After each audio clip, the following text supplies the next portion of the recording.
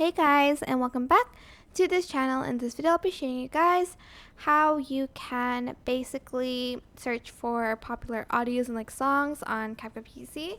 You can actually now search for songs and most of them will show up.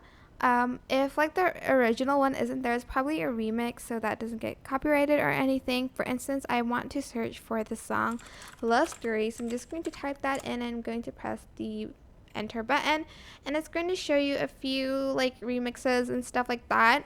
I'm not sure if it's exactly the song, but you're just going to download it and add it to track to add to your videos, and you have like a lot of options here.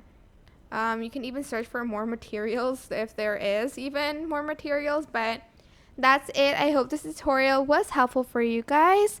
Don't forget to like, comment, share, and also subscribe to this channel if you haven't done that already. If you have any questions, just leave it in the comment section down below and I'll try my best to answer them all for you guys. And if you found this video helpful, please click the thanks button above the description box down below.